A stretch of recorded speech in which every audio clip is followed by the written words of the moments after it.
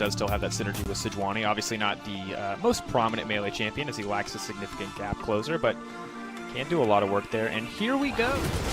Because it's obviously, you said, right in that situation, but is it the kind of playstyle we want to see from Misfits all game? Potentially not. Let's find out for now. Good news is Misfits are going to get their hands on this first Drake, the Cloud Drake. Happy to have that ultimate cooldown. Misfits had an advantage that Rogue started it first. They have the advantage of having all 5 members there ready to go. Smite should be able to take it down, but immediately the Rumble Equalizer comes out onto Vander, the most vulnerable member on the team. But Larson now looking to turn it. Vander flashing out to safety for now, but B-Boy is on the backside. He's got the setup as well with the Caliber. Anyone who walks in that turret is going to be taking a lot of damage, but Finn at his strongest just dives forward. The Lantern coming out for the disengage. Misfits kind of dancing with the idea of possibly getting some kills, throwing the Herald into the mid lane, but instead decide just to put some gold into Finn's pocket, but he may have overstayed his welcome because of it. The base breaker, the dunk back down, trying to walk away, trying not to trigger that tower aggro, but he does manage to take one shot coming through. Lantern coming in as well. Finn going to be in trouble. Haymaker goes wide, but Fevivin just going to grab that one. Well, also have the Abyssal Mats completed now. Again, so easy for Ornid to itemize no matter what his opponent is going to be, because he can either go Abyssal or Sunfire. Oh, that was a clean hook over the wall from Denik. We wanted to see him off Tom Kenshin. There you go, but Vander's got a response of his own. Stopwatch comes out, buys a bit of time. The rest of the team now on the retreat. Razor making his way over the wall. Fevivin coming in, but he doesn't have since game 1. We've seen them with such a dominant early game. And Rogue, without the Azir, without the guaranteed late game insurance. Guaranteed wave priority that his Azir and his Corki have shown. Oh, but now Dan potentially going to be in trouble here. Dragon's now coming in. It looks like he's going to get one shot. Haymaker comes out, but it might be too little too late. Facebreaker comes in. He's going to dunk him back down. Inspired buys a bit more time. Dan just desperately trying to find the kill, but it will not work out. So close to being a massive output. If you're Rogue fans, for Inspired to possibly get a steal here, does have flash, so if he wants to get fancy. Go down. Oh, you don't want that fight. Oh, big equalizer though. Baiting out that cooldown from Fevin. The knockback is there. Ornn now coming in. Razor going to get knocked out on this one. So once again, the Herald apparently worth a single kill, as every team who's grabbed. Just kind of like dance around and kind of wait to see when they want to duck in. Ooh, ulti coming out here. Knockup's not going to connect. He's out. The TP does take him out to safety. Yeah. All right, whatever. It's fine. That's fine. I can't say what I really think about it. Oh, okay, that's fine. This is the a slight advantage to do so because they do have a Gragas, so it is scary for B-Boy to stand here with threat of cast because of that. He is absolutely unafraid, however. Inspired going to take a lot of poke here. He's ready for a fight to break out. He's big burning. Rumble. Ooh, sniped.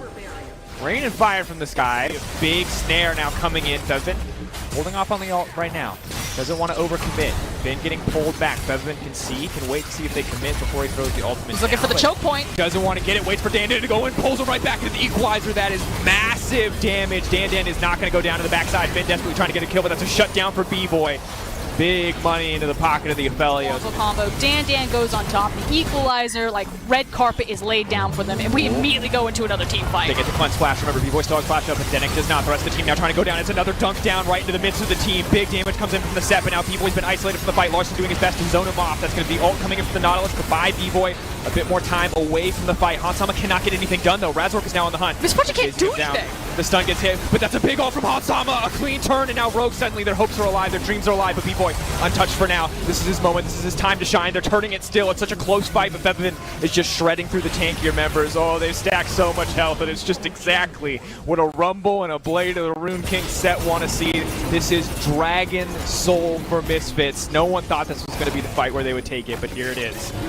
Okay, Finn has teleport. Inspired has stayed around, so they're going to try to 2v2 this. Here comes Finn. B-Boy stepping forward into Inspired. He just wants to take the smite out of the fight. He flashes in. Big damage, but it's going to miss. Finn just going to shred through the 80 carry, and now suddenly Misfits are at a loss. They got the gold advantage in their two members, but the health just isn't there. And Rogue, they're going to take away the Infernal. They're going to deny the soul from Misfits. They're going to keep their hopes alive in this game. And that is a clutch attempting again for this mid tower that has lasted the test of time. Okay, Inspired just about to have cast back up. Gargoyle Stoneplate now coming in though. B-Boy trying to fire down a bit of damage on the backside. The knockup's going to be there, but the TP's coming in as well. Fevin can throw down the equalizer. Hansan with a very cheeky step forward. You don't want to be in choke point if you're a Rogue, because you don't want the Rumble ultimate. You definitely don't want to be a choke point if you're Misfits, because you don't want to eat the Misfortune ult. Yeah, trying to find a good ult here, but taking so much damage in the meantime. Knockback is now going to try to dunk over the wall. That's going to be a big ult to start things off, but Larson is now firing back, and B-Boy gets shredded by Hansama's ult. Basically 100-0 there. Now Misfits are on the retreat. Another chance at Dragon Soul lost. Featherman throws down the ultimate, but no one is getting hit. They're on the hunt, they're pursuing, and Rogue, just like that, they're turning the game around. Razork, just another name on the list. He is going to be able to make it out for now, but the shutdown is there. Razork on the retreat, the TP into the mid lane. They're trying to shut him off.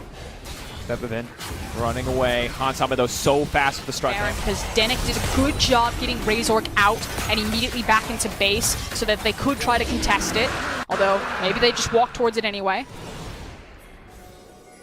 But honestly, my eyes are glued to B-Boy. What anyone else is doing is just, it feels almost inconsequential, except that Featherman gets caught out. Damage now coming in. Featherman not quite going to get knocked back. Zanyas comes in, but it's too little too late. The shutdown on the Featherman, and that should be all that Rogue need to move in for a winning fight.